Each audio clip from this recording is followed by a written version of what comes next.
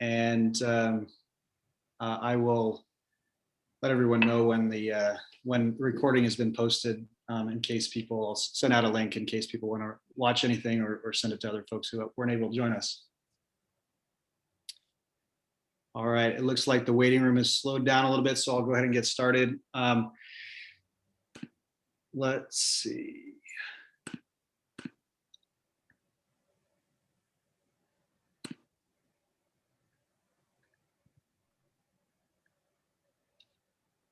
All right, thank you all for joining me. We are a couple of minutes behind, but mostly on schedule here. It's been 365 days since we met the last time for our Mount Carmel Neighborhood Association meeting. And we had a leap day last year. So, you know, it's otherwise it was February 11th. And I'll just quickly go through what we talked about last time. Obviously, you know, it's been quite a year. Shortly after our last meeting was when shelter in place began, and a lot of things have been upended. So there are, you know, some of the things that we had talked about are still on the agenda. Some of the priorities that we've got are obviously much different, but I'm very excited to be kicking this back off again and see all you out here, and yeah, really looking forward to this and our future meetings and get-togethers when that can happen again as well. So last time we met, we talked about Sequoia Station. Chris Johnson, one of our neighbors here, helped present on the Sequoia Station redevelopment project. We will obviously be talking about that again this evening. We're grateful to have some representatives from the developer here to fill us in on recent discussions that have been happening. We also heard from Melissa Schmidt, who's the athletic director at Sequoia High, talking about their athletic program, and I'm happy to provide some updates on that today as well. Athletics at the high school level looks much different this year than it has in the past. We also heard from William Chu from the planning department on residential neighborhood design guidelines. More updates there as well. Hopkins traffic calming, our 2020 census, which is now behind us. The senior citizens and neighborhood parking from neighbor Jody Paley. Redwood City School District neighborhood school maps. We were just going through the redrawing the boundaries of our neighborhood schools. And then there was a vote to add me as the neighborhood co-chair. So I am thankful to be here and leading this. We're sad that Rachel and Nicole are not helping to lead the neighborhood association anymore, but I know that they're going to be involved. I've talked to Rachel quite a bit, and I know she's going to be still an active member of our community. So before we dive into some new business and talking about the rest of our agenda, I did want to invite. Let's see if I can make her a presenter here.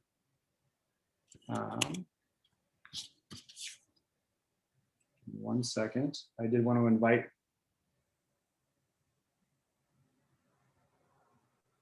one of our neighbors. I want to invite Jane Taylor to give us a little program overview of the Redwood City Women's Club. And I'll get into this more later in the session, but one of our goals this year is to connect and collaborate with local service organizations to highlight some of the great work that they're doing, and also find opportunities for our members, our residents here, to get involved with the cool projects they're doing. And so I'm very delighted to invite the Redwood City Women's Club here. They've been right here in our neighborhood for more than 100 years. Their clubhouse has just received historic building designation from both the county and the state. And it's a fantastic organization. So I'm going to turn it over to Jane to tell you more about that. Hi there. And Cameron, can I just do a quick screen share? I'm just going to talk for a few minutes. Absolutely. Absolutely. Sorry, let me get off my share here.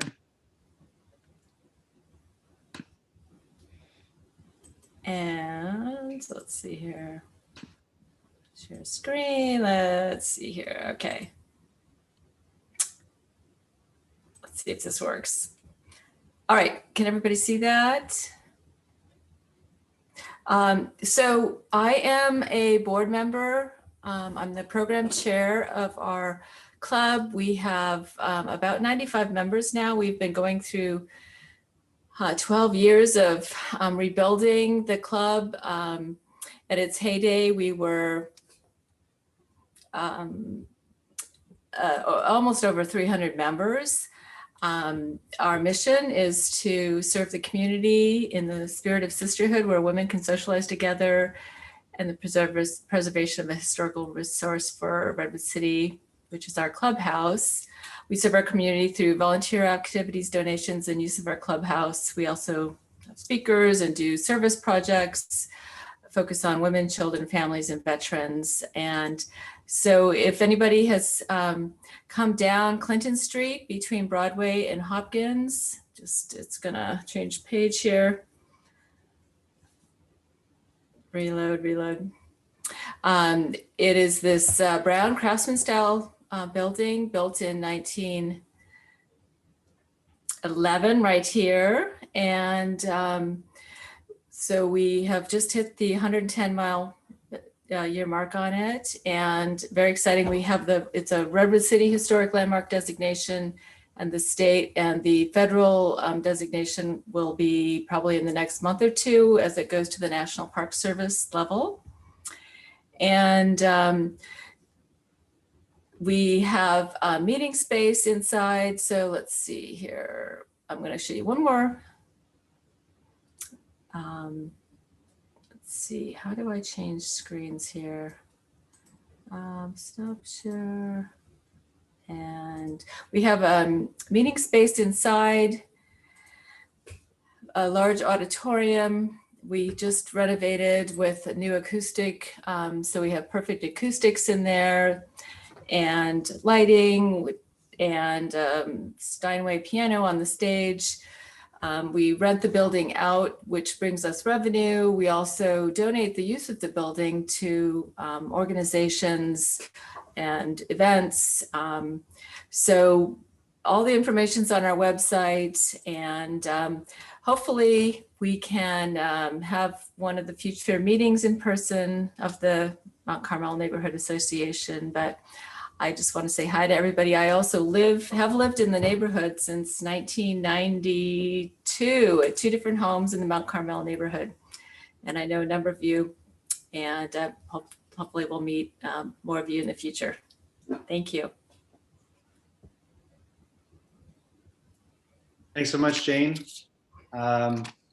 We wanted to slot you in here at the beginning just to give you a chance to present in case you needed to take off before the end, but I really appreciate it. We're looking forward to more collaboration with the Women's Club going forward. Let's see, some quick business. Well, I'm not sure, a few minutes of business here before we get to our main Sequoia Development Station update. I'm gonna reshare my screen.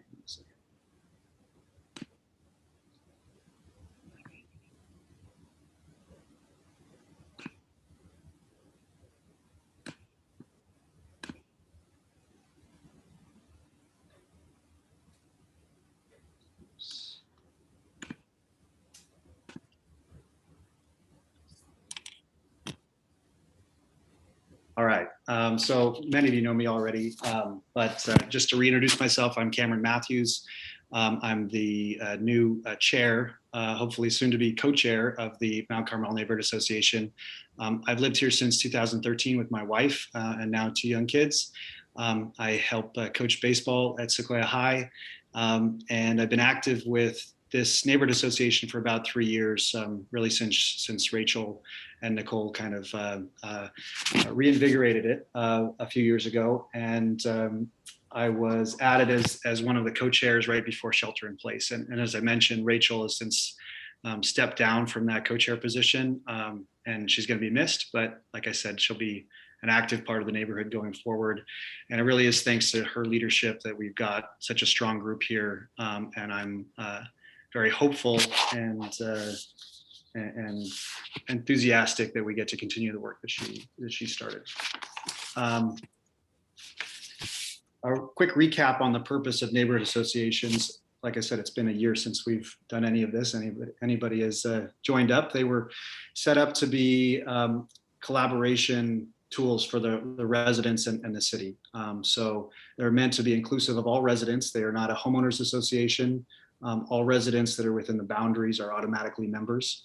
Mount Carmel Neighborhood Association boundaries are roughly 60 residential blocks from Jefferson to Whipple and El Camino to Myrtle. There are a few cutouts in there, as you can see on the map, right down by El Camino, but for the most part, those boundaries are pretty straight along those streets. Right now, there are just shy of 3,000 residents who are signed up on Nextdoor within those neighborhood boundaries, and we're hoping to get a more detailed information from the city and the census in the coming months about the demographics of our neighborhood and who all is represented in here.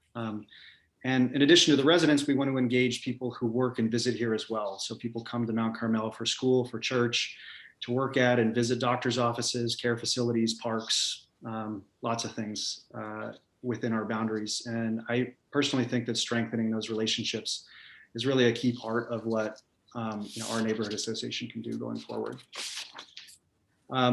So our mission is really to inform, discuss, and build community. And we do that through connecting the people who live, work, and visit here, as I mentioned. Informing people, there are obviously reams of information that are coming out of city council, local commissions, school districts, county and state government that have a particular relevance to our very localized neighborhood here. And our goal is to filter those streams for relevant info and help inform our neighbors about it. On the discussion side, we hold workshops and presentations by city officials and other stakeholders regarding key decisions and events that impact our neighbors. So tonight's presentation and Q&A by the developers of Sequoia Station is a good example of that. And we've had several of those over the past few years. Building. So our neighborhood, like many, is a diverse and changing place. And there are lots of places to get information and discuss these kinds of local topics. More likely to argue about these kinds of local topics, but it's rare to find places where people can actually build things together. And this is our 2021 focus, is really to work on building our neighborhood. And I see it as a shared space, and we have a shared sense of pride about it. And there are lots of shared goals that we have. And hopefully when we're able to start coming back together later in the year, we can start working on some of those things together and laying the groundwork now. We are not an advocacy organization, so we do not organize and present, for example, a unified policy position to city council. That's not something we've done in the past. It's not really our purview. If there are issues that come up in the future, it's something we might be open to, but we would have to change the way that we do things a lot. So about how we vote on certain issues and those kinds of things. So that's not something that we're looking at doing at this time. Over the past few years, we've held workshops and events and things to bring neighbors and city officials together, discuss topics or just for socialization. And we'll continue to meet kind of roughly once a quarter for regular meetings, and then hold special workshops that are, that coincide with specific city issues that may come up. As I mentioned, our 2021 goals, really, we're going to continue to inform and discuss. We'll have meetings like tonight. And then in addition, we want to focus on 4 key areas of community building. That's community service, so connecting people with opportunities and organizations like Jane told us about. We want to be an information hub and a matchmaker for community projects. We want to support our local businesses, support and promote the businesses within and adjacent to our neighborhood, especially those that have been really hurting from the downturn. And I'll talk a little bit about ways we might be able to do that later on. And then neighborhood history. We'd like to add and share some personal inside stories that this neighborhood has been around for a long time. It's one of the original neighborhoods in Redwood City, and there's just a ton of really cool, interesting, even salacious sometimes stories that come out of these neighborhoods, and it's a fun and I think definitely a communal activity to share those kinds of stories and provide a forum for that. And then finally, when the time is right, we want to hit the ground running with our events, neighborhood barbecue, high school sports nights, and anything that anybody can dream up about how we might get the neighborhood together some more. And to do all that, I want to build out a leadership team and continue to get people involved. I can't do all this stuff by myself, or even a little bit of it by myself. So there are a few ways that we're thinking about doing that.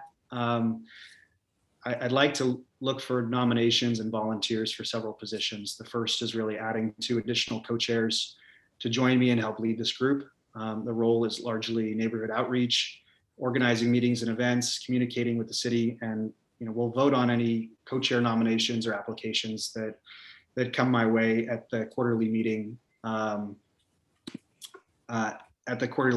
in May to make things official. But in the meantime, I'd love to bring on temporary or acting co-chairs if there's interest. So if somebody wants to reach out and just sort of try it on for size and see what that commitment level is like, or somebody who you think would be a good fit and you want to nominate them or connect us, that would be really great. In addition to the co-chairs, I'd like to get a few people to step up as coordinators. And I envision coordinators helping drive those community building focus areas I mentioned, reaching out to businesses in and around the neighborhood, and other local organizations looking for service opportunities, collecting some of that history, that sort of thing. It's important to me to have people fill the roles that represent the diversity of our neighborhood. This area in particular has a wide variety of residential and commercial zoning, a mix of renters and owners, longtime residents, new neighbors, and I really like to encourage broad participation. And so no doubt, the next few years, the next decade even, is going to see a ton of change, and we're going to talk about some of those big proposed changes like at Sequoia Station tonight, but it extends to a lot of different parts of our daily lives. And this neighborhood is going to continue to see lots of pressures and also opportunities. And I think it's through groups like these and this kind of continued dialogue with government and stakeholders that we can really help guide some of those changes. So again, if you know people who you think would be thoughtful and energetic and bring some of that to the group, please encourage them to get involved in one capacity or another. We really need more people to get involved here. With that said, I'll get on to the main part of our program. I'll turn it over to Wendy Baker from Harmony Park, Andrea Osgood from Eden Homes, and Alan Chamorro from Lowe. They represent the developer for the Sequoia Station project. If you've been following along with the 2 recent City Council study sessions, which I thought have been really interesting and well thought out, I would highly encourage you to watch those videos if you haven't seen them. They're posted on the city's website. You'll note that Caltrain and the Transportation Authority are both key components to this project as well. And while we don't have them represented here directly tonight, there will be many chances for public outreach and things like that in the future. We'll look into getting them to come speak with us as well. So I'll go ahead and turn it over to Wendy. She has about, I think, a 15 to 20 minute presentation or so. And then we'll have plenty of time to take questions at the end. Let's see, Wendy, where are you here? Right at the top. Does host disabled participant screen sharing? Here we go. Cool, perfect. Oh, one last thing. If we don't get to, there will be time for questions at the end, but if we don't get to everything, feel free to just send me an email or put it in the chat, and I can pass them along to Wendy and her colleagues for follow-up. Thanks, Wendy. So I think I'm going to start it off, everybody. Good evening. My name is Alan Chamorro, and we are very excited to be here tonight to give you an update on Sequoia Station. I am here with my colleague, Jessie Tejeda, also of Lowe, Wendy Baker of Harmony Park, and our partner, Andrea Osgood of Eden Housing.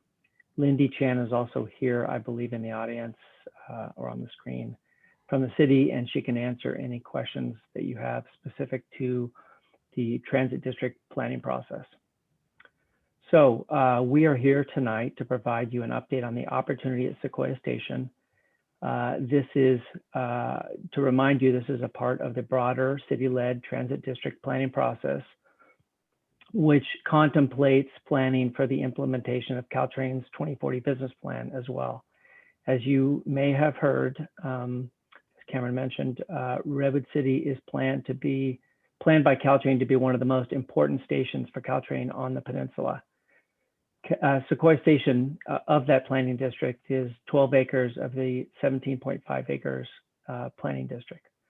The transit district is focused on three key components: the station design, grade separation, and land development. Sequoia Station is a part of the larger transit district and is working towards balancing the city's many priorities, which include, but are not exclusive to, housing.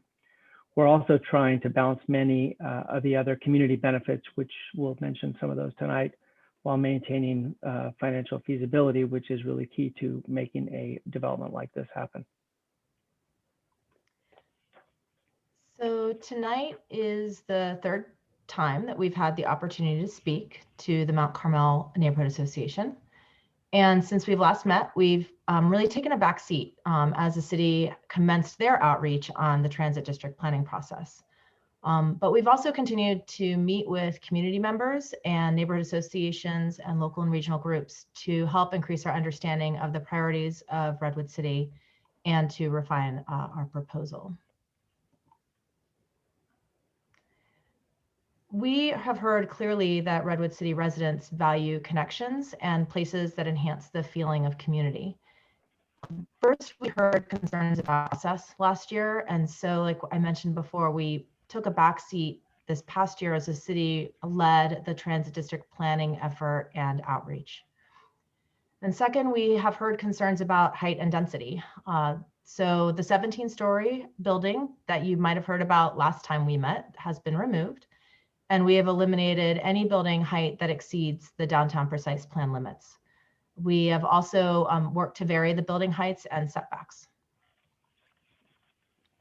Sorry about that, one too many. Then third, we also heard the call for more housing. So we reduced our office space and are now proposing almost 3 times more housing than our original proposal had, and 35% of that will be affordable homes. And we also heard that the community values places for children and youth, and we'll expand upon this a little bit later in the presentation. The plan has become significantly better because of all the community feedback that we've received. And so taking all of this input and putting pen to paper, we established 6 guiding principles, which we're gonna walk through now. Sequoia Station is really Redwood City's missing puzzle piece. It's basically a parking lot today. It's 12 acres right in downtown that turns its back to the neighborhood on all 4 sides.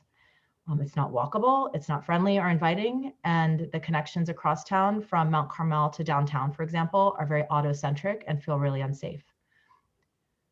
Redevelopment combined with grade separation provides that opportunity to connect the community and create a porous design with safe connections between the surrounding neighborhood and downtown.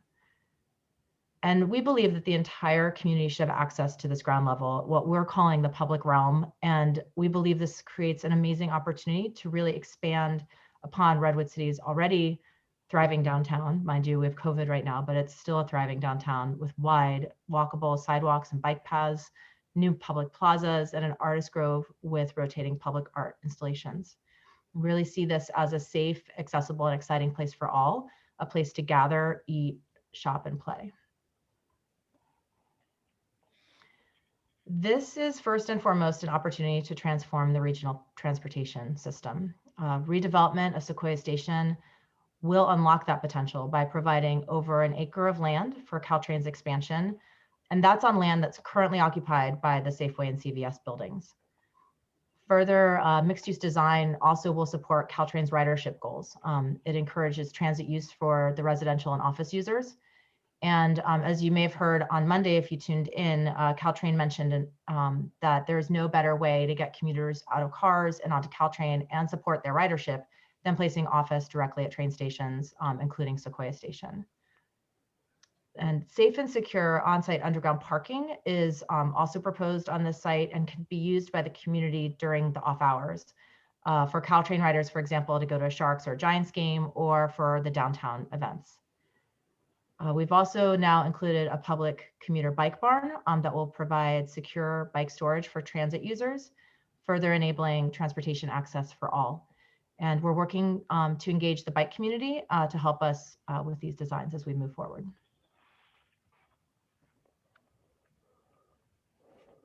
Good evening. We also heard the call for more housing. Overall, the transit district provides the opportunity for up to 1,000 homes, including up to 625 homes at Sequoia Station, which is 3 times more than we originally proposed. To do this, we eliminated an entire block of office, 150,000 square feet, to make room for an additional block of housing. Because affordable family housing remains a community priority, we are committed to providing approximately 225 deed-restricted affordable homes on site and to reach deeper affordability for very low and low-income residents. Tailored for larger families, 50% of the affordable homes will be 2 and 3 bedroom units. Market rate and missing middle housing has also been added. And I also want to emphasize how unique this location is for affordable housing. We don't often get quality sites like this on transit, near retail, and high quality jobs. This location will allow residents to give up their cars without having to give up their access to key services and opportunities. This helps save our residents money, which is very impactful to their well-being and long-term financial goals and stability. Particularly when compared with other affordable housing locations, say by the freeway or away from a grocery store, the homes here will help amplify the benefits associated with affordable housing and could be truly transformational for many families. We believe that retail should be an amenity for the community and help activate and support vibrant public places. Sequoia Station would be significantly improved with wide walkable sidewalks, outdoor dining, and neighborhood serving focus that supports local businesses. Lowe is committed to working with the community to make sure that the retail we bring is what you want, and we'll be putting together workshops with Redwood City residents in the coming months to hear more about what you want to see in these spaces. The public realm will be activated with large places to meet, play, shop, and dine, and we will have safe underground parking. Safeway and CVS will remain on site and operational throughout construction, and when completed, they will have significantly improved stores for a better shopping experience. Sequoia Station provides a huge opportunity to create experiential, family-friendly retail. We heard from the Youth Commission about the types of retail they want to see, such as a candy shop, quick bites, and places to hang out. A 25,000 square foot indoor-outdoor family activity space has also been added directly on the public plaza, which could include bowling, bocce, and dining. Family event and entertainment spaces are all but gone in Redwood City, and this development can bring back this type of space back right in the downtown core. We've also added a 10,000 square foot space for childcare, which will provide critical support for parents right in the core of downtown and on transit for up to 130 children. In addition to Sequoia Station, constructing green buildings and sustainable mixed-use designs for biking and walking, this site is unique among any in Redwood City because its redevelopment enables Caltrain to move forward with its expansion plans, supporting regional sustainability and the reduction of carbon from automobile commuting, far beyond the boundaries of Redwood City itself. Expanding the local and regional mass transportation capacity will get people out of single occupancy vehicles, which are the largest contributors to greenhouse gas emissions and support Redwood City's climate action plan goals. Okay, so we thought it'd be fun now to go on a bit of a walking tour to help everyone imagine the possibilities for this missing puzzle piece. This shot right here is taken from El Camino Real, looking at Sequoia Station towards downtown. This next shot is a view from El Camino Real down a future Hamilton Drive. What you see here is wide sidewalks, a public plaza with outdoor dining, recreation, gathering and meeting spots, bicycle connections, an art grove with permanent and rotating public art, safely connecting this side of the tracks to downtown. We have retail restaurants activating this open space area with affordable and market rate housing above the ground floor retail. The next slide we all know is Sequoia Station's frontage along El Camino Real. And here we have Sequoia Station, what it could look like after implementation of the El Camino Real corridor plan. You can see here we've got separated bike lanes, retail fronting El Camino Real, wide sidewalks, enhanced medians and landscaping, and the tiered setbacks of the building set back from the street. We have the ability to turn the retail outward, take back the sidewalks, and turn El Camino Real into what it was when it was originated. A street designed for people, bikes, and cars, not just for cars like it is today.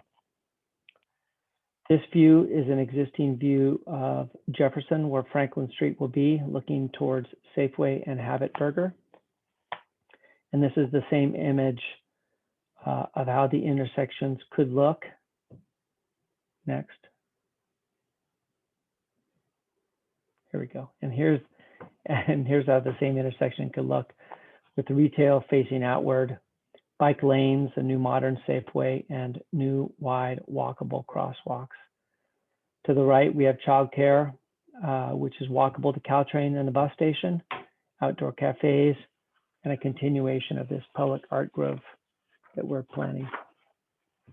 Easily accessible parking ramps will get cars out of the way and into safe underground parking so people can take back the public spaces. We really want to make the public realm and the community the priority and not parking lots and cars. We can do that here. And finally, this is the view, which is the gateway to downtown from Sequoia Station today. And this next slide shows an activated public plaza. This plaza is a very large plaza, larger than Courthouse Square, and it'll provide a new gateway to downtown that will show off, expand, and connect Redwood City to the under the new elevated tracks, which Caltrain will plan long term. On the left, you'll see family-friendly indoor-outdoor space that faces this new large plaza, where all ages can enjoy things like bocce, cornhole, bowling, grab a burger, mingle. And if you can imagine a new Lager Jam brewery, that's our name, not the specific one. We think it's a good name. Lager Jam brewery wrapping around the corner to face downtown, where we'd also have our indoor bike barn, where people can grab a beer, meet up with a friend after work, before you take the train home, or before you head out to a ball game or to San Francisco. We put housing above this retail to further activate the space. So in conclusion, there's a lot to balance here at Sequoia Station. We think this is a transformational opportunity to unlock the future of transportation and connections for Redwood City residents and provide a multitude of impactful benefits for the local community and the region. We also know that we have a lot of work to do, and we've really only just started this process. You will have many opportunities to provide your feedback and input over the next year or so, and we look forward to hearing your thoughts and suggestions tonight, and certainly as we move through the process. So thank you very much for this time this evening, and we look forward to hearing your questions and answering them the best we can. Thank you. Thank you, guys. If you want to put questions in the chat, raise your hand. I can unmute people one at a time. Go ahead and do that if you like.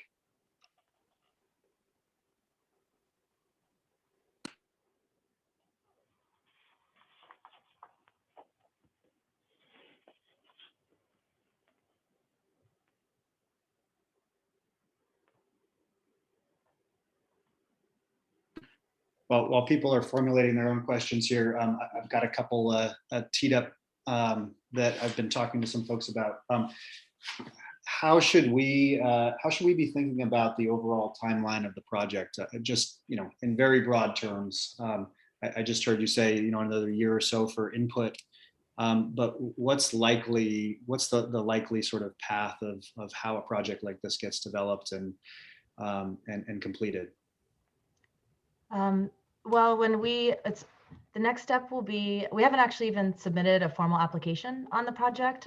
This will be running in parallel with the transit district planning effort, but it will actually wait until that planning effort has concluded before any sort of approvals or considerations by council. However, environmental review will start, and we'll start putting, like, again, continuing to put pen to paper to kind of figure out what these open spaces look like, what the overall design looks like, et cetera. So the environmental review process really is a driver on this. And I think that typically takes, I think the city estimated 12 to 18 months. And then there's a whole public process that goes after that as far as EIR comments and which is the environmental impact report comments. And that's really driven by the city. And so our goal is just to continue to, I don't want to say tag along, but to continue to provide updates and to continue to evolve based off of how the transit district planning effort is shaping up. Great, thanks. Mayor Howard is with us tonight, and she has her hand up, so I'll ask her to unmute herself here. Hi, guys. This is actually Mr. Diane with a question. I have a question to the developers. Typically, when the public pushes back on a developer about the size of the project or how it's being used, and they want to see more housing and less commercial, oftentimes we'll hear from the developer, well, I need to do this in order for it to pencil. And not that we don't believe you, but how is the public to assess the accuracy of that statement? I think it's a really fair comment, and I think we're trying to balance a lot here as far as the needs of Caltrain and the space that they need to expand, and the various needs of the community, and like I said, including housing, including density. I think the developers never believed in this, and we understand why. We been doing this a long time, and I'd love to open up my pro forma to every one of you and walk through it. But I think that there's all kinds of confidentiality things with property owners and so forth where that just isn't possible.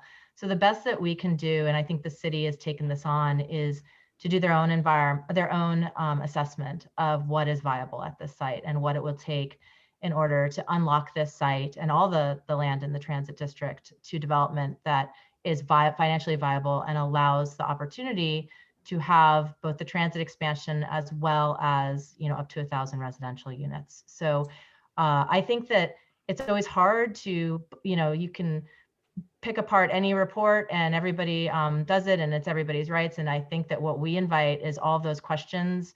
You can ask us, but also you could ask the city's consultant. They hired their own consultant. I believe it's EPS.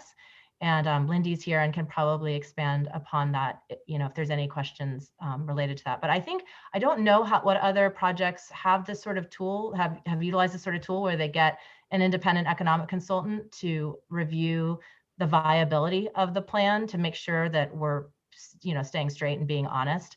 But we really welcome that, and we're very open book. Well, certainly one of the things that you've heard a lot of pushback is the number of employees that this would bring into the community and its effects on traffic. And so have you looked or have you considered biotech, which would fill the space with much less employees, but would still fill the space and generate income? Yeah, I can answer that.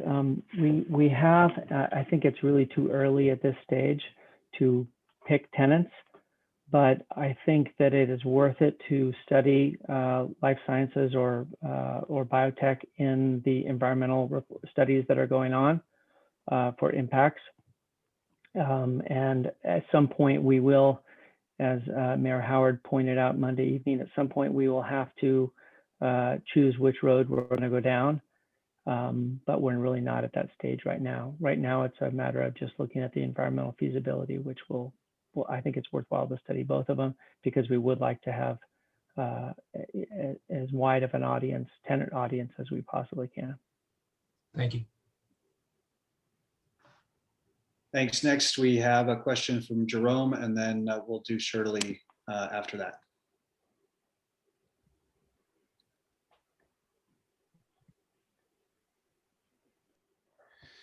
Hi, I think I'm just going to be echoing what other people have said, and I'm just kind of speaking, I think, for a lot of people that I know in the community, and it's really along the lines of the amount of commercial space that is, and I know that you've been hearing this a lot, but I think it's good to just kind of reiterate what the community is saying. And it just seems like there is just so much commercial space being proposed, and it seems impractical on a lot of levels, not just the jobs to housing ratio and all that stuff. That's one of them, but I also feel like it's also just in a post-COVID world, it seems impractical. So it's less of a question and just kind of a reiteration of, I think, what the community is feeling at large. It just feels really excessive. And I would just encourage you to think of other options. The development, the idea is awesome. And there's a lot of great things about it. And there's housing proposed, and there's walkability. I'm all for walkability and getting cars off the street. There's a lot of it that I like. But personally, I just feel like the commercial space proposed is really, I would say, almost preposterous, is kind of where I stand on it. So it's more of a statement, less of a question. Thank you. Yeah, and I think we definitely hear that, and I just want to provide a little bit of comment back. I'm not trying to discredit all those feelings. I think the very unique element about this site, which is really rare to get, is in the sort of opportunities that it's a really large site. It's 12 acres.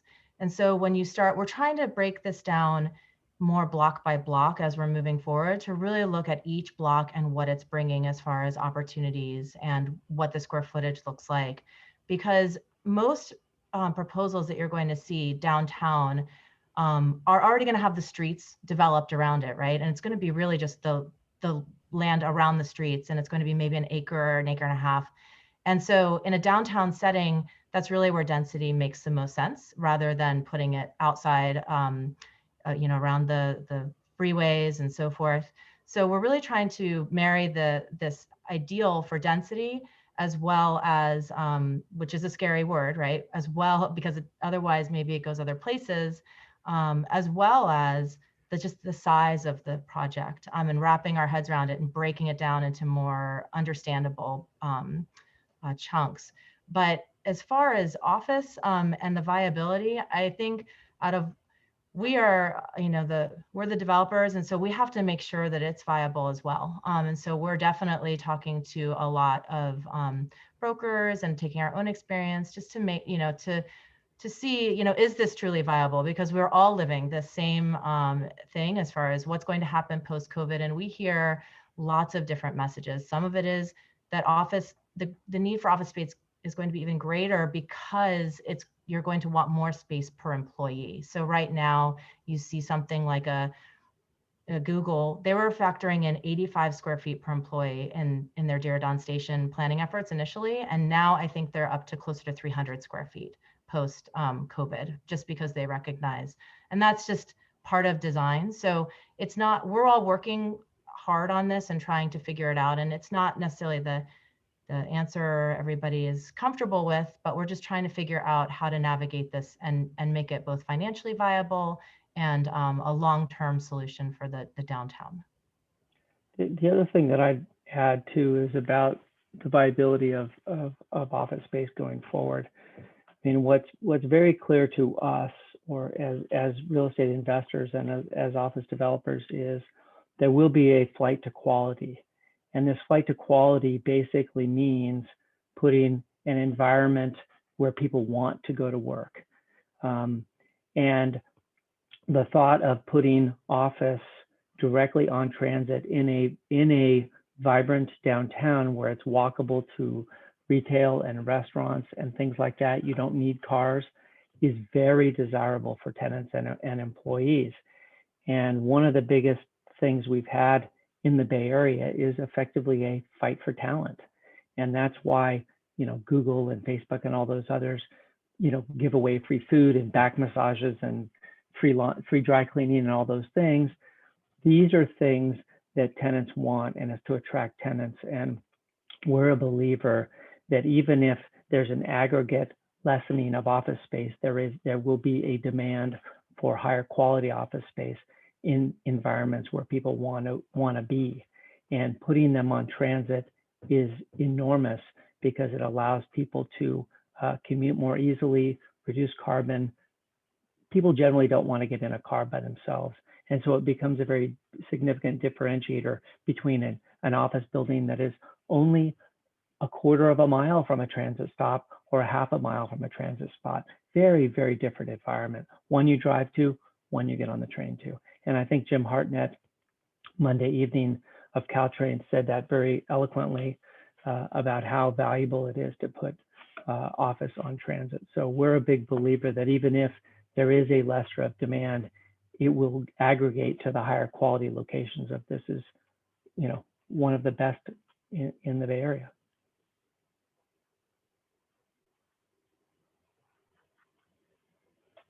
Thanks.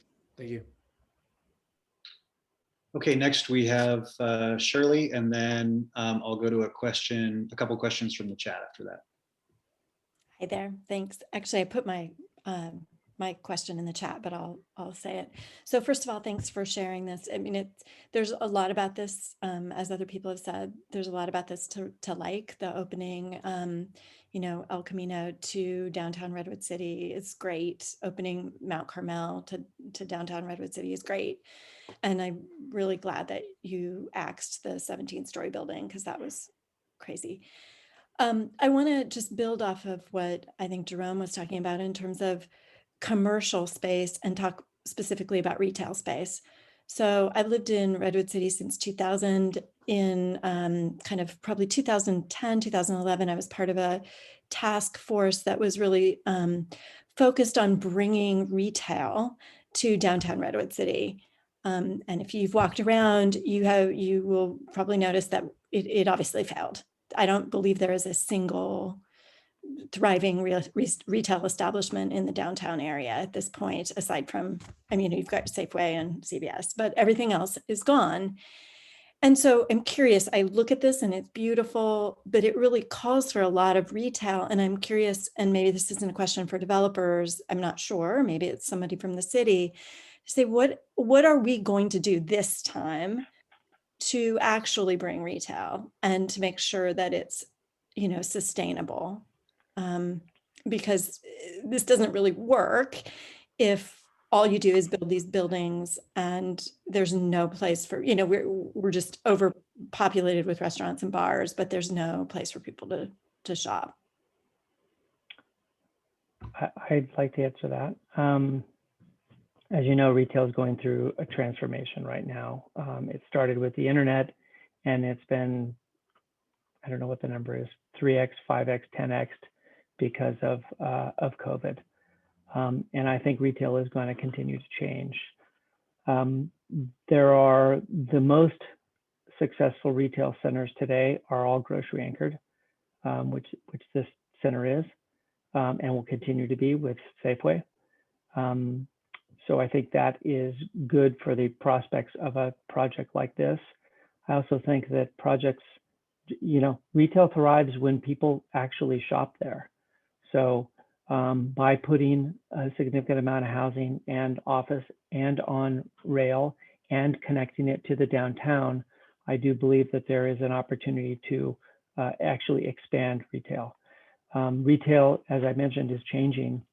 But what is really happening is what is completely dead are the C-type centers, the B-type centers, and then some of the A centers are actually getting stronger is what's happening. So it's really consolidating into that theme I mentioned of the best in class is winning. And so I do think it is important for cities and developers and owners of retail to continue to invest in the A spaces, because they will attract people. Retailers generally want to be around other retailers. I think the other thing that is important to note here is that we understand that situation, and the office development here is paying the way for a lot of things. It's paying a way for the open space. It's paying its way for the affordable housing. It's paying its way for the train area that we would be giving to Caltrain. And then similarly, it's about how we underwrite the ground floor retail. We really believe that retail in an environment like this is an amenity. So it's only an amenity because we can use it as an amenity for what we have. A retail center on its own can't be an amenity because there's nothing else that sort of pays the loss. But in a situation like this, we have the ability to attract the tenants we want, to pay higher TIs, tenant improvement dollars, to help build out those spaces, or to reduce rents to get the type of retail that we think we want in there. So we actually view this as an amenity for the project, because a thriving retail center at the base also gives me a better opportunity to attract the office user above, or to attract the apartment dweller above as well, who cares about what's at the ground floor. So we think it's a really important piece of the puzzle when you stitch a development like this together. So I appreciate that. And I, totally respectfully, I think all that sounds great in theory. And so maybe my question really is for the city is just, what are we going to do to attract and retain retail? Because it's great that you're creating something that would attract, the right kind of tenants and all, but, so far we've had like zero luck. I mean, I may be overstating, but when I look downtown right now and see no real thriving retail, it just makes me question, like, is the city,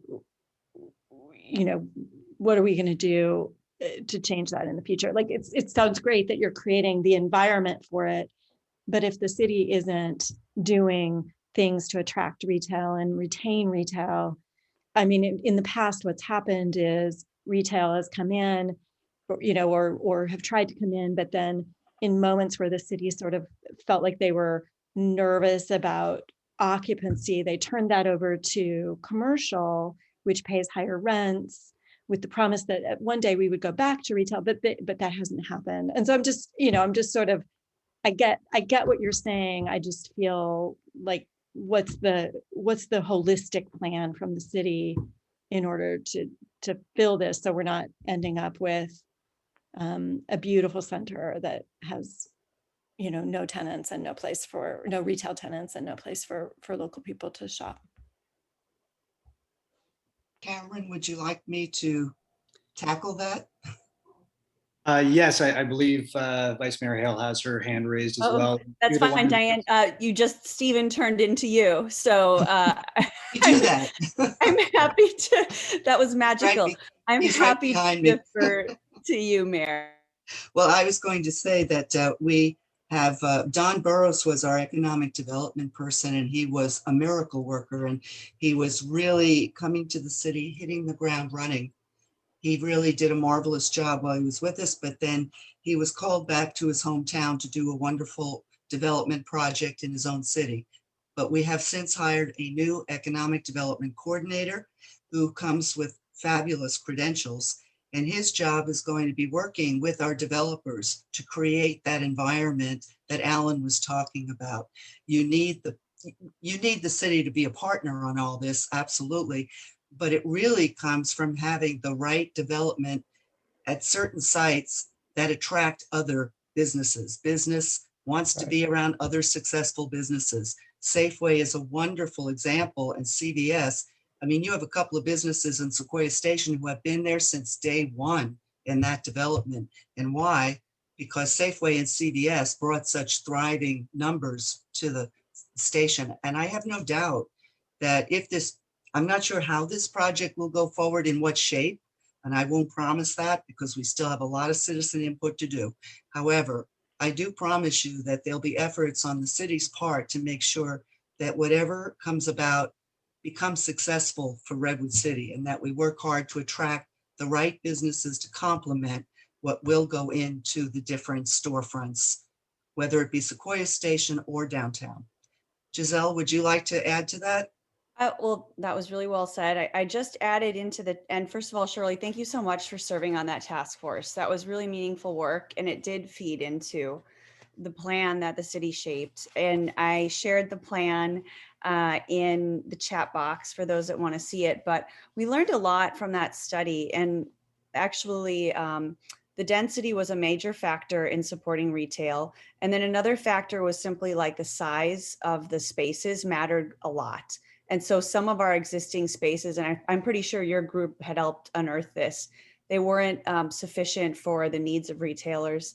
And then the other thing that someone spoke to earlier was this idea of retail trends have changed. And so, right, people are buying more on Amazon, but then they're doing more in person.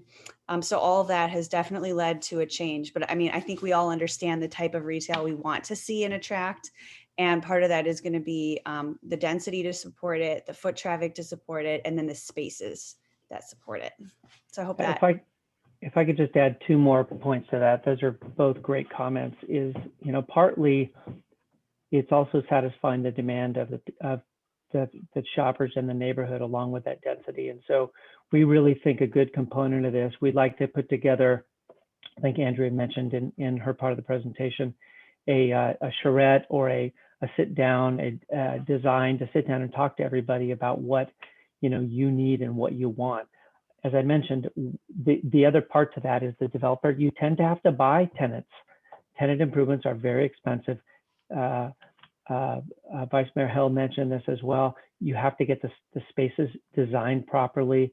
You have to put in the grease interceptors. You have to design the depths and the everything properly. And we've done a lot of retail, and mixed use is actually very hard to do, but we've done a lot of it. I've personally done a lot of it. I enjoy it. And I think we have to do those things. One of the spaces that we've talked about is this child-friendly, family-friendly entertainment. We don't have a tenant. I'm not really sure this tenant exists. I've seen great examples of it, but I just have this, we have this thing in our mind that we've been playing with that we think could be just this fabulous space. We're going to carve out 25,000 square feet. I'm virtually certain we're going to have to buy a tenant or provide a lot of tenant improvement allowances to come in there and get what we want. We're probably going to have to give them reduced rent.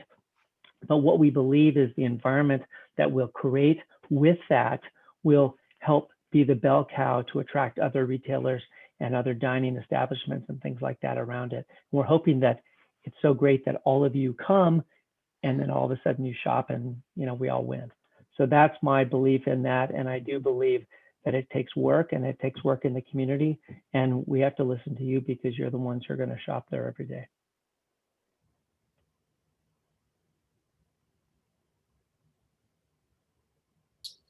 Great. I'm going to take 2 questions from the chat, and then Lindy, I'll get to you after that.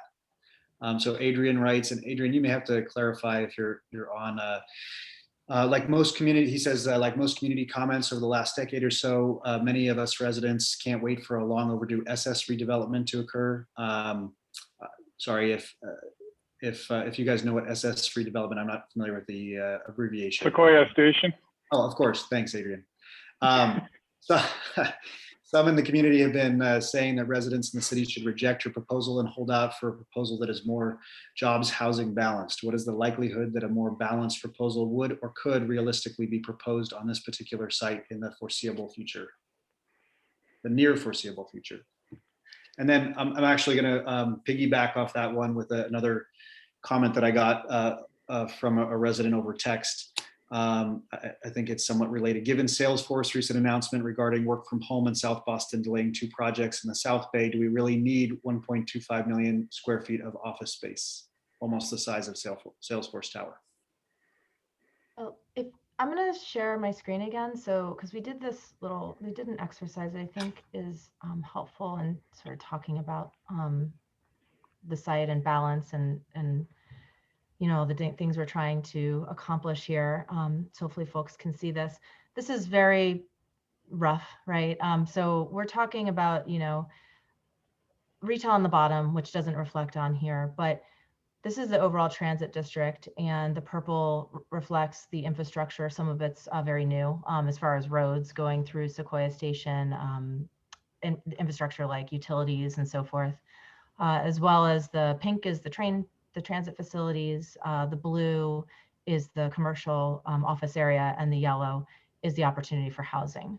So kind of looking at this whole area collectively as a true mixed use plan and sort of this conversation about balance, we're trying very hard actually to balance this as best we can, without, again, making it so that it doesn't balance at all and it all goes upside down and we can't get any housing on the site, for example.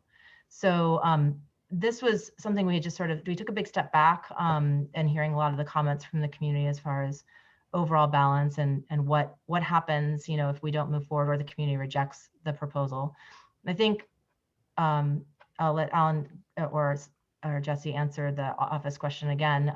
But I think that we're just starting this process. So the rejection of something that hasn't even put an application in is tough, because we really want to have our time to be able to share and communicate with the community and get people excited about what this can look like.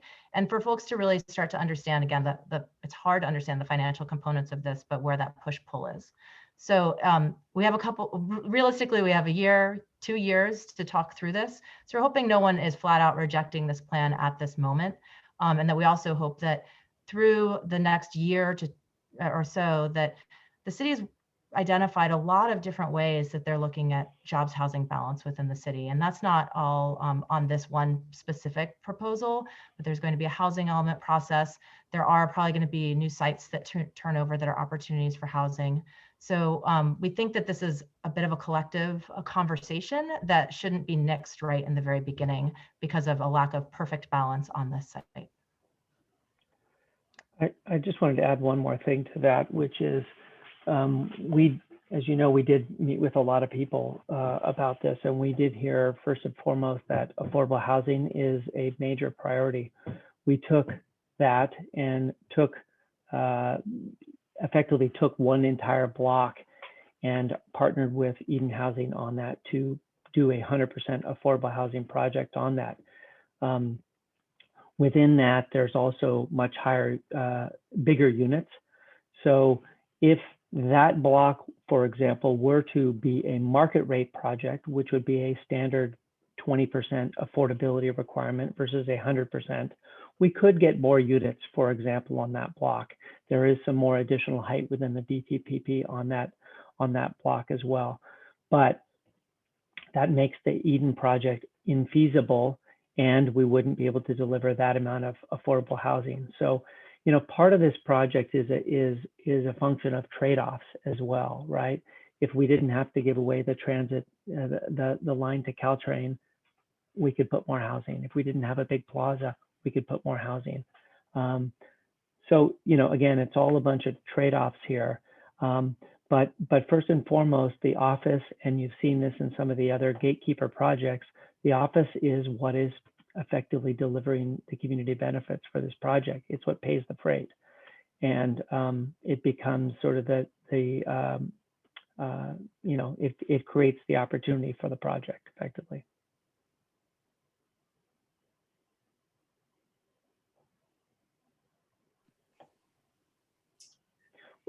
We should also mention the amount of housing in the that is potential for the transit center site as well, which we're studying, or which the city is going to study as part of the environmental review.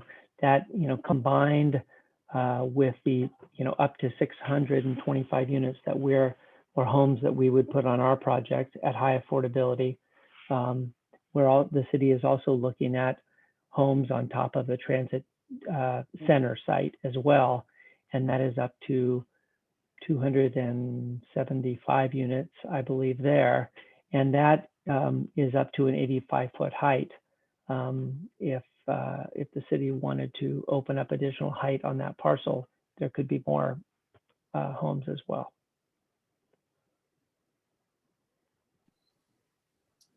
Thank you. I'll go to Lindy now, if you want to go ahead and unmute yourself. Hi, Cameron. My name is Lindy Chan. I'm actually with the City of Redwood City. I'm the acting planning manager, and I'm really here to listen tonight and to answer any questions from the city side. But I also wanted to just chime in on Shirley's question earlier about retail, and I think that both the mayor and the vice mayor provided definitely the responses in terms of what the city's response would be. But I just wanted to echo that and to add a little bit more information, noting that we do have a retail consultant And part of what the retail consultant does is looks at these development projects as they're being developed, taking the retail action plan, evaluating it and applying those, and those as we review the development projects and before they actually get built, or providing input on how those can be designed, how they should be designed, and then those are actually folded into the plans themselves. So we've seen that in some of the more recent developments, and something that we're certainly incorporating. But we do recognize that, you know, retail is not only unique to Redwood City, it's a challenge for many, you know, beyond the borders of Redwood City. So we're working through strategies, and we're incorporating that into the early development process. That's all I have for now. Thanks very much for the color. Let's see. I want to go to David now. Hey, thanks, Cameron. Thanks everyone for explaining this. I think it's been really good to see the engagement with the community, and I'm personally very excited about this. I think, you know, it's not a perfect project, but there's a lot of really good, cool stuff here. So, you know, kudos to you for doing so much outreach and evolving the project. I think one thing that, you know, if I could make one comment or give you some feedback on what you're doing, I think you're not doing a great job of explaining the office space. And specifically, like, clearly that's a concern for everyone. But I think some of the sort of comparisons to Salesforce Tower miss the mark. And I don't think you're doing a good job explaining that. I've worked in tech, and Salesforce employs a very specific kind of employee, right? It's sort of high density tech. But the Bay Area has a ton of commercial office space needs that are not as high density, right? So I think the mayor's husband mentioned biotech, right? Tons of it is going to San Carlos. We're not really getting any of that. That's a much lower, it's much higher square footage per employee. You've got robotics, you've got, you know, battery and electrical engineering. You've got, I mean, even in sort of what you would think of as traditional software for tech jobs, you know, my office was filled with specialized hardware to do the work we were doing, and we couldn't put people in it because we had to put machines in it. So I think you aren't explaining the use, the sort of diversity of office space use that there could be. Some of it is probably gonna look like the Salesforce utilization, which is desks and desks. But I think the Bay Area supports, and, you know, our neighbors to the north are proof point that show there's lots of other kinds of office work that can be supported in this space, and not all of it is going to look like, you know, a Salesforce campus. So I think that's important for you to hear, that there is concern. I think the concern is valid, but you aren't controlling or driving the narrative, and I think it's causing a lot of concern that you should fix. And I think the last thing I'd say, you know, to Shirley's point, I think that's a good point. Like, I think, you know, we do need a vibrant retail strategy here, because I think that's, you know, the restaurants and dining and entertainment is, you know, is key to downtown, but I think the retail strategy is also key. And I think the point about, you know, retail evolving and retail being more about like retail experiences as opposed to just retail transactions, you need the physical structures to be able to support that. And so I think that's important also to kind of articulate what is it about the retail structures that you're providing that are going to allow those experiences for the tenants. Great feedback. Thank you. Couldn't have said the office thing better. Well, please do say it better. Thank you. Will do. Point noted. Thanks, guys. Shirley, did you had something to add to that?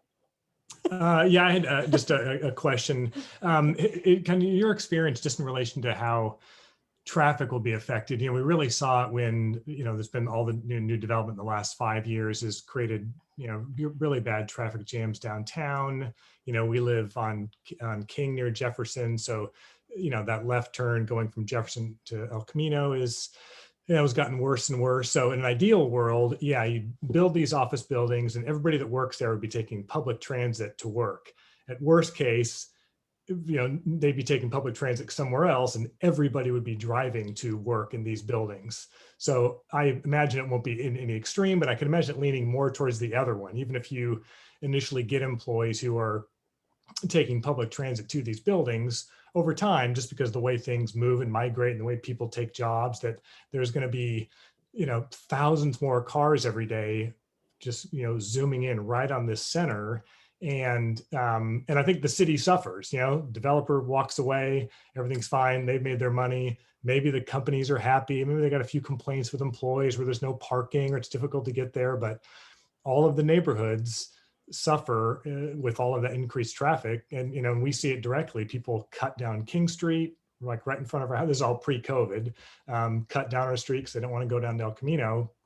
And with this kind of, like massive office development, it is just going to do terrible things for traffic. And it's not going to be as ideal as just saying, oh, it's near public transportation. Everybody's just going to take that to work and walk into buildings and head home on the train. It doesn't work that way in reality. Mm-hmm. I don't think. I just would be curious if you have any other experience to say that really happens. It just doesn't leave a wake of really terrible traffic for the communities that surround these developments. Yeah, I mean, before COVID happened, if we wanted to leave our house and go to Highway 101 from starting at 4 p.m., it would take about 25 minutes. And that's because we'd have to drive through that downtown area. And that was before all of this extra housing and all of this extra commercial commercial space that you're putting up. So again, just sort of curious to see what you think the realistic picture of that is. I certainly am not looking to dodge that question anyway, because it's probably one of the, we've heard other comments as we've started on this road, but traffic is always one of the top concerns of any project that we are involved in. I have to say it's very early for us to know what the solutions are, because there can be solutions if you approach it, holistically. And because we haven't yet started on the environmental review process. And so I think that I hate to say I want to take a pause and come back to that, because I don't know how to solve something until I know exactly, I know what the challenges are in driving through it pre-COVID, but I want to reserve any kind of, this is exactly how we propose to mitigate it until the reports are done by the traffic engineers that the city will bring on board. So we do know some of the box statistics as far as ridership for those office users, and it's very high. And so we feel really optimistic being right on rail that will continue. But obviously, like you said, not everybody takes the train, and not everybody takes not everybody doesn't need a car all days. So we need to look into that, and we will be, and I think that's going to be part of our process. And probably the next time we meet with you all, well, maybe not that time, because it takes a while to do these reports, there'll be some more information about transportation improvements. That entire El Camino corridor plan, there's a huge shift as far as improving bike lanes and safer intersections and so forth. But how does that co-play with the additional demand on the roadways? We have to work through that. So I just don't want to answer quite yet. I'm not trying to dodge it. I just don't want to say anything that hasn't yet been studied.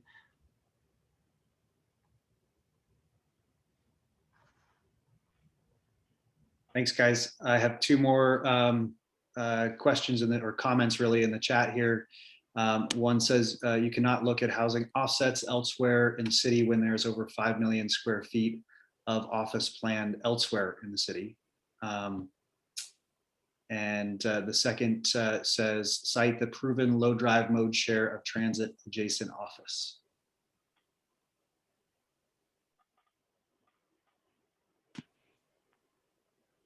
Either of those things you guys want to comment on at all?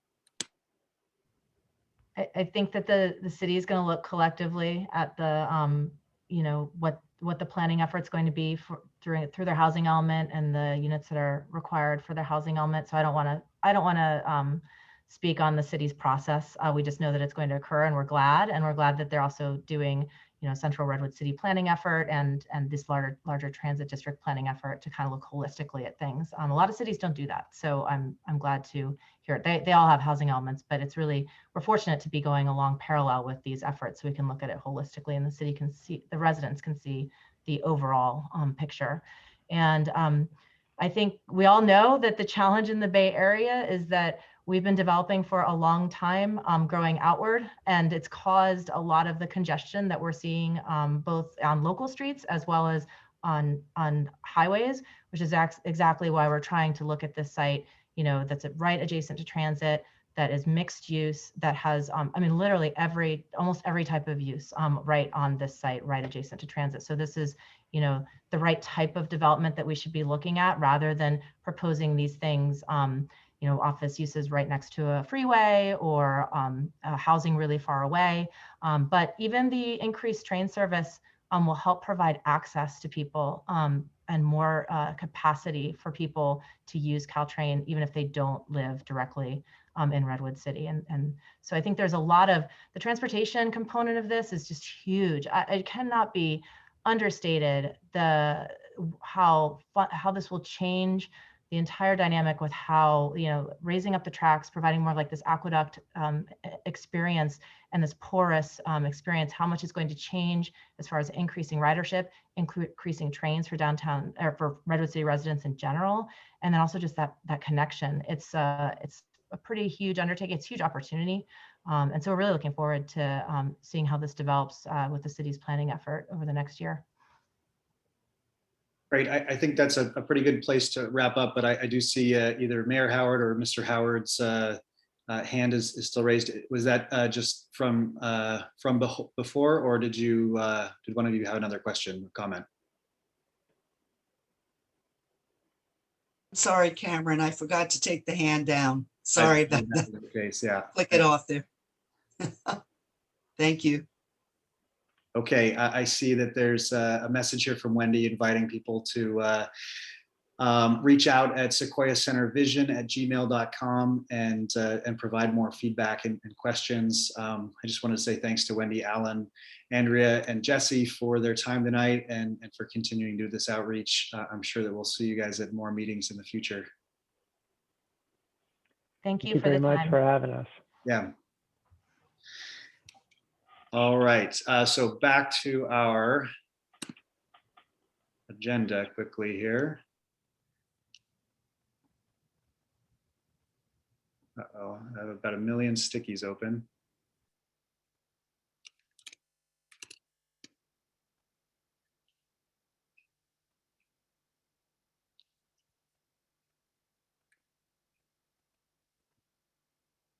Sorry guys, technical difficulties. Give me 1 second.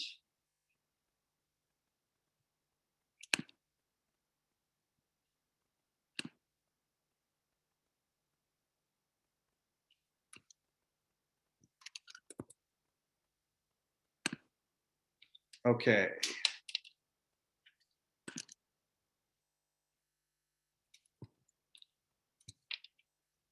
Back to our meeting agenda, and thanks again. You can send me emails if you want me to forward stuff on, or email the Wendy directly, as she mentioned. I'll post those contact information as well to our various channels. Some other very quick updates here. These I'm just kind of go through quickly. These are not meant to be in-depth discussions, but if people have questions at the end, we can queue some up for either a next meeting or possibly for something in between. But to start with, we have an update on a very brief update on the residential design guidelines. That was one of the topics of our discussion from the last time we met. So a very brief history. This is design guidelines for from the planning department to in relation to the design of new homes and remodels here in Redwood City, the entire neighborhood. And I know this has been particularly of interest as lots of development occurs here in Mount Carmel. So in August 2019, we had information gathering sessions, workshops, photo gathering to start this process, an open house and joint study session with the Planning Commission. In September, a farmer's market, which was an information booth to learn more about the study and provide input, another community workshop. February 2020, the Planning Commission hearing. And in November of 2020, just a few months ago, the Planning Commission and Architectural Advisory Committee study session on the first draft of the residential design guidelines. And that first draft was adopted. And so far, the actions have been that a floor area ratio ordinance has been adopted by the Planning Commission, and this first draft of guidelines has been completed. There's a study session planned for this coming, it's the 16th, so I guess that's this coming Tuesday. I will have the link to that meeting has not been posted yet, but William Chu from the planning department has said that he'll forward that link, or I think it will be posted on Friday, and then I can add it if people want to join that study session. Next is the update on Hopkins traffic calming. I have an update. This is the short of it is it's basically on hold, but I have a message here that I want to read from Jessica Manzi, from our senior traffic engineer.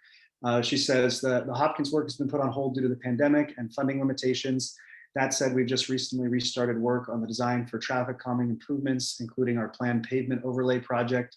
So this is in relation to those temporary barriers that are up on Hopkins that run basically from Alameda all the way down to El Camino now.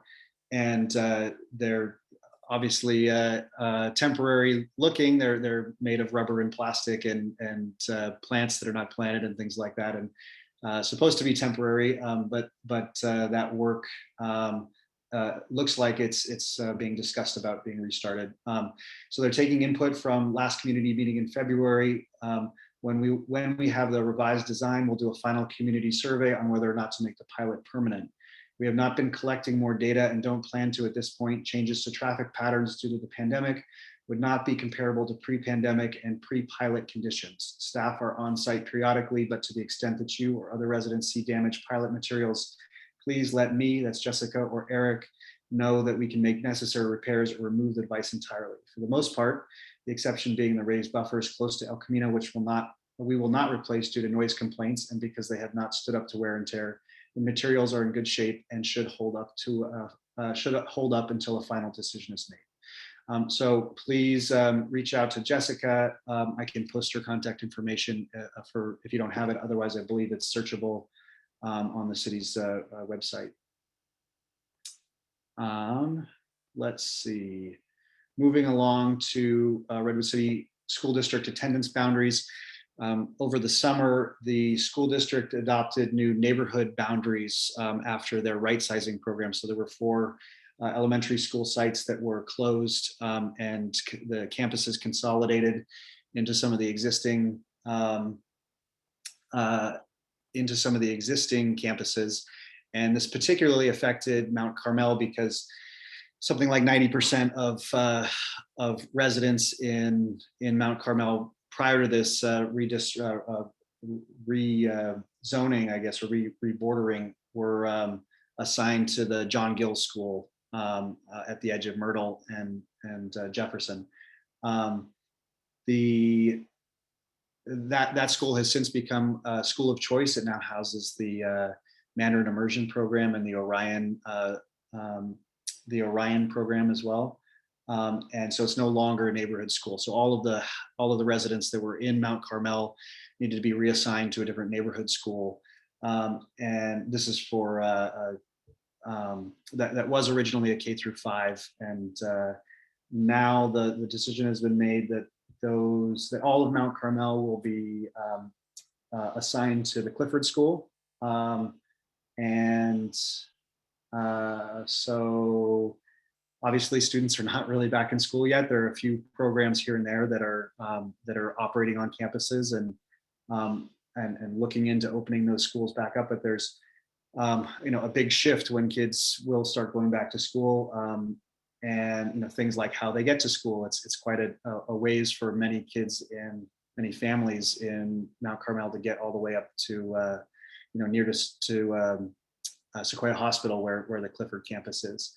So we are communicating with the Safe Routes to School Task Force, and I'll address this a little bit more later, but I would be interested to see if anyone from our neighborhood here would like to sort of be a liaison with that task force and start working on ways that kids can get to and from Clifford safely in the coming years. There's a big task ahead to do that, and even a larger task at how this will affect the entire school district as kids and families start shifting around to different schools. Next on our list here is the ADU height and size restrictions. So if you remember, I think it was back in January, there was an ordinance that was revisited by the new council regarding height and size restrictions that have been placed by the previous council, specifically with regard to two-story ADUs along fence lines and their setbacks. The new council has decided to revisit this issue, and so since has rolled back those height and size restrictions, is my understanding, and that is due to be back on calendar on March 8th. I know that's been a topic that people have been following closely, and I don't have any specific new information on it this time, but for those that are interested in continuing to follow along, that's when the council will revisit that issue. Let's see. Proposed solid waste collection rate increase. There are several meetings, I think, taking place. Recology has, I'm sorry, not Recology, but Recology has proposed new rate increases for this year of $1 per month for the black bins, I believe. And there are some upcoming informational meetings on this. I think it's actually tomorrow night at 7 p.m. City staff will be on hand to answer questions. I posted a link at the end in the calendar section if people want to join. The last rate increase of $3 was in February of last year. So this is the 2021 increase. As far as I know, we're still on the low end of rates compared to other peninsula cities, but I think that there are consistent annual increases due to new costs, and city can answer more questions about that. The next up, are there any questions on any of those items before I move on here? Can't see the chat in case anybody is.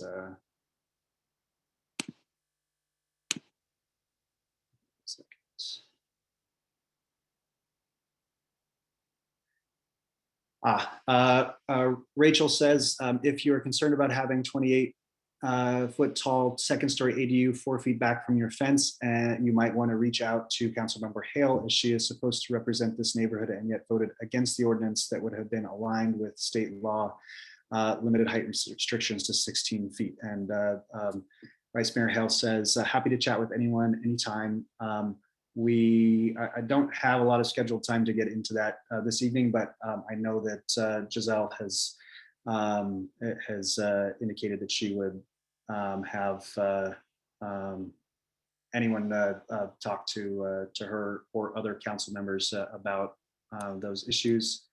And specifically, I think, Giselle, do you want to answer on March 8th? What is set to, what exactly will be on the calendar at that point?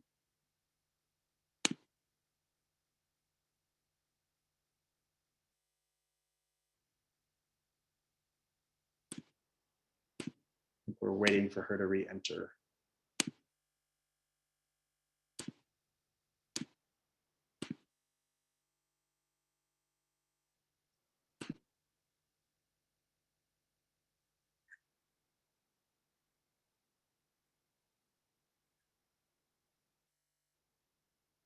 Okay, well, in the meantime, I will just say that, yeah, please do reach out to her. She has invited people to reach out on that subject specifically. Cameron, if I could jump in, I'm Yes, sorry, please. I can't find my hand button. But I am with the city of Redwood City, as I mentioned previously, at the planning department. We will bring back the council would have to have a first reading again. So the city will provide, again, the draft proposal, as well as open it up for discussion and public comment, and be looking for feedback on the first reading. And then it would have to go back for a second reading before adoption. So it essentially would open it up for discussion, similar to what they did back in November. Okay, thank you.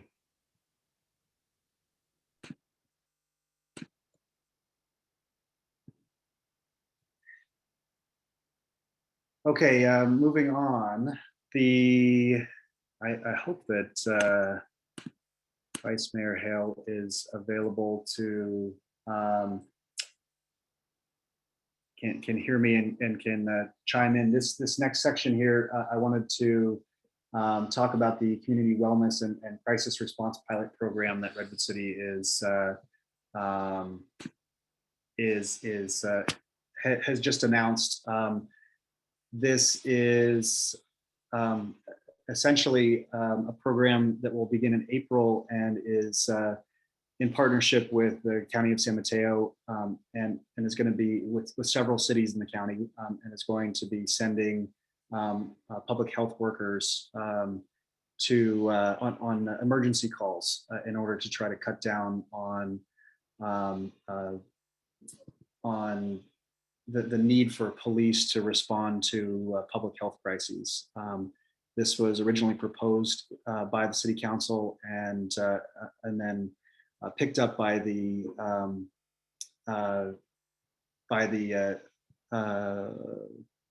county as well, and we're excited to see how it rolls out. I think there's been several programs around the country that have implemented pilot programs like this, and with pretty interesting and exciting results. So really looking forward to this. If you have more questions on this as well, let me know, and we can try to get somebody out to talk specifically about the program. But I just wanted to, at this meeting anyway, alert people that April is the timeline for this this to go into effect, and public health workers will be sent along with police to calls that are deemed to be in need of a public health worker. Other thing on public health, obviously, I mean, public health is really mostly COVID centric at this point. There's so much information that's moving, very quickly in terms of all kinds of things of relating to testing and vaccinations and that kind of thing. Unless there's something that's really hyper specific to Mount Carmel, I think that we are going to stay away from trying to provide information and updates on that. There's a lot of good information from the city, the county, health providers that I think that people are better served with than us in particular. Now, if there's something that you think is particularly relevant to us and our 60 square blocks here, then I'd be happy to add it. But I think that that's probably the direction that we'll go for now. Let me just check the chat again, make sure that we don't have any more comments. Thank you. Next, I wanted to get into volunteer opportunities. So we have, this is a new section in our meeting here, and I'd like to each time, and as well in the interim between our meetings, highlight different ways that people can get involved with different organizations. We already heard from Jane and the Redwood City Women's Club about their organization, and we're looking forward to partnering with them in the future, and hopefully when in-person meetings are available again, hosting one of these meetings at their beautiful clubhouse. In the meantime, there are some upcoming events and opportunities that I wanted to highlight. There's a blood drive next week, a week from tonight. In fact, at the Red Morton Community Activities Building. It's 1 to 6 p.m. You can see it on the calendar, on the city's calendar.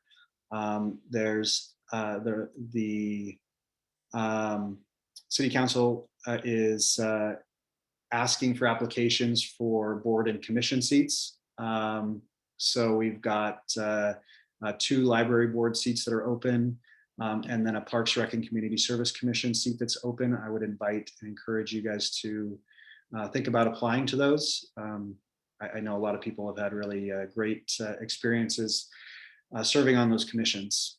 The next item is North Beach Delivers. This is a model for hoping to help our neighborhood restaurants in particular who have been affected by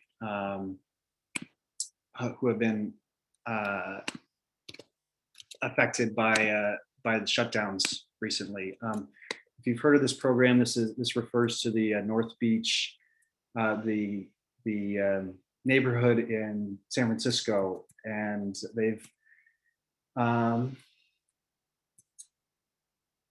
they have a similar kind of neighborhood organization. In fact, a similar size in terms of city blocks, and they put together a program where volunteers help restaurants by volunteering to drive and deliver food from those restaurants to order. So the commissions that places like Uber Eats and folks take from these restaurants is really high, and as restaurants are surviving more on deliveries as their lifeblood right now, it's really hard for them to have such a deep cut taken out of their deliveries. So this group has put together a playbook also for other communities that might want to that might want to model. They use this as a model to help match a specific restaurant. Essentially, they choose one restaurant a week or 2 restaurants a week, and on those specific nights, they promote that restaurant and then deliver for free as a volunteer organization to residents within their neighborhood group or a slightly larger adjacent neighborhood. And if that's something that somebody would like to take on, I'd love to look into trying to promote that here in our area and possibly as a wider Redwood City program. So please reach out to me sometime after the meeting, and we can talk about that playbook in particular. Sequoia High Athletics volunteers. I'm a volunteer for the athletic department myself, coaching baseball, and there's a rudimentary season that is hopefully going to be opening up fairly soon. We've gotten some good news, obviously, on or some better news anyway on how our region is doing in terms of COVID and being able to start some outdoor distanced activities, high school athletics being one of those things. I've spoken to the athletic director. She is wary about bringing volunteers onto the campus at this time, but within the next few months here, I think there will be opportunities for people who have specific skill sets or want to help with conditioning and that sort of thing to help smaller groups of athletes to train and compete and those kinds of things. So right now it's essentially a cohort model where there are small groups within each team that are allowed to practice in outdoor areas with limited shared equipment and lots of safeguards in place. And as those teams start to ramp up towards shortened seasons and things like that, there will probably be more opportunities for volunteers there as well. So please reach out to me again, and I can help match some of those things. And then lastly, safe routes to school. So the Redwood City Together, which was formerly Redwood City 2020, runs the safe routes to school here in Redwood City, and they're restarting this task force in anticipation of school reopenings, and also because of these redistricting or these new map drawings.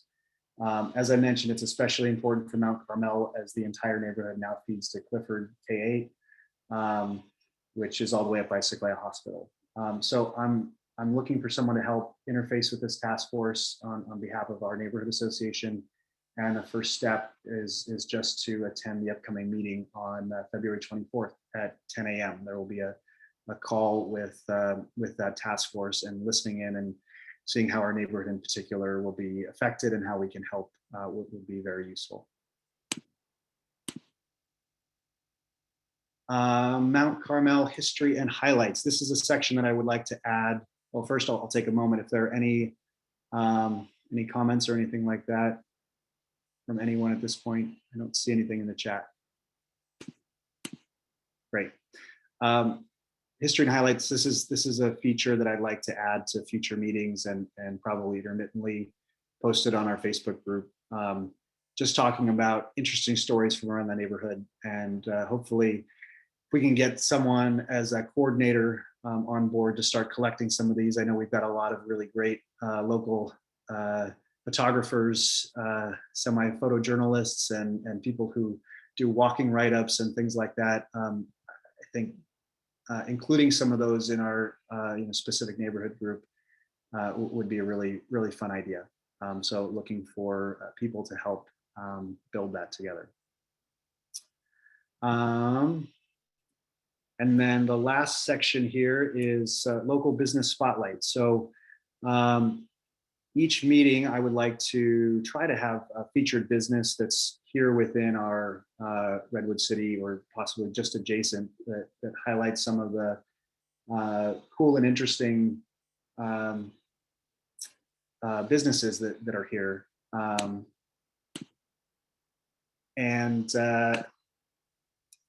I think kind of the first step is really to build a directory of what businesses are here in the area. There's a lot of small businesses, a lot of small medical offices and things like that, especially down by Whipple and El Camino.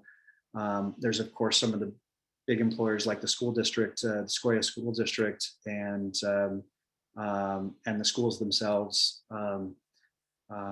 That it would be really nice to be able to engage some of those folks and learn about the challenges that they're facing, especially in times like this, and how we as neighbors might be able to help them. So again, looking for people or a person who wants to help sort of lead some of those efforts. In the meantime, we've got restaurant, brewery, and winery grant program, which was just announced, would be starting back up. And this is up to $10,000 each to qualified establishments. It's in collaboration with Chan Zuckerberg and the San Mateo County Chamber of Commerce.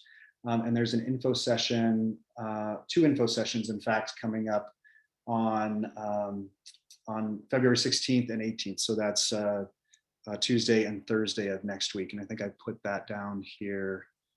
Yeah, it's more information at SMC Strong, San Mateo County Strong.org/restaurant relief to find out about those programs. Let's see. I'm gonna do a quick check-in to see if there are anything else in the chat.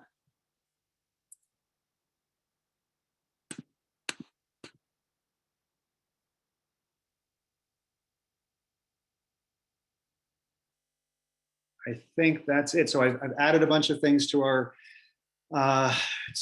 calendar here. We've got tonight is overlapping with the school district board meeting. Tomorrow is the Senior Affairs Commission. Most of these are available on the either the school district calendar or the Redwood City's calendar as well. But I will leave them in here. We don't have to go through every single one specifically. But I think that some ones that I highlighted, specifically the Safe Routes to School Task Force, is on the 24th. And I would like to find if there's somebody here in the community that can join that and help start this conversation about our families and how they'll be getting to schools once once Clifford specifically opens back up. So with that, I don't think that I have anything else on the agenda. I'll open it up to see if there's anything else, any comments in general, or general discussion or requests for a next meeting or anything like that. And if not, we can see each other on Facebook group and that kind of thing. Our next meeting tentatively set for May to kind of go with our quarterly schedule. It'll be basically February, May. What comes after that? Well, roughly every 3 months after that. I won't try to do calendar math right now. I do have one comment here. Just general thanks. Thank you guys as well. I appreciate it. I'll give another 2 minutes here in case anybody comes up with a question. Otherwise, we'll see y'all next time.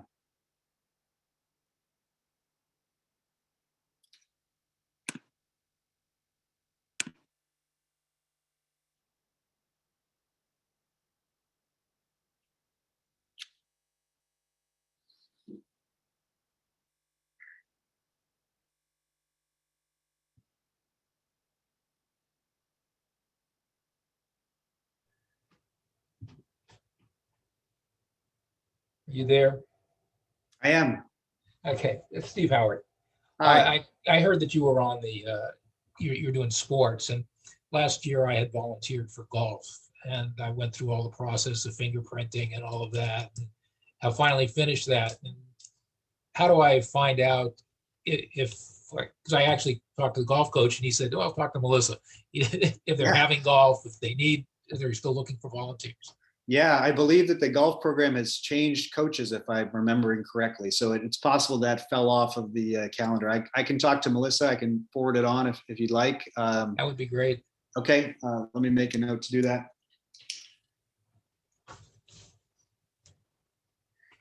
Yeah, they're doing, it's fairly impressive what they're doing with the outdoor programs right now. They've got, temperature checks and sanitizing and cohorts and all kinds of contact tracing. And they just implemented, all the coaches are doing weekly testing as well in the parking lot by the baseball field, in fact. So it's fairly impressive how they've gotten everything up and going, and we're full steam ahead on trying to get some actual competition here in towards the end of the year. But I feel for those kids that have not been able to live out their junior and senior year, especially sports teams. It's really tough. Absolutely. Yeah, I was just so I haven't heard about a coaching change, but whoever it is, I'd be happy to help them out. Okay, fantastic. Yeah, I'll reach out and then get back to you on it. Thank you very much. Yeah, appreciate it. Great meeting, Cameron. Good Really job. enjoyed it. Thank you. Can I get on the list to be sure that I found out from Steve about the meeting tonight? So it worked out just fine. But if I could be on the list, because I sure would like to come, and he's going to do it from my computer here anyway, so we might as well get it coming here. Great, sounds good. Okay, thank you. Email list. All right, sounds good. As far as being on Nextdoor, I use my computer at work, and I assume it's my company. When I try to open any of those things, all I get is a blank screen. So I want to go from this computer, which is at home. Do I just open a brand new registration type of a thing? Because when I tried to forward it to here, it wouldn't let me do that. Oh, interesting. This particular Zoom meeting is run by the city. This is, I got this from Alex. It wasn't from Alex. Who sent this to me?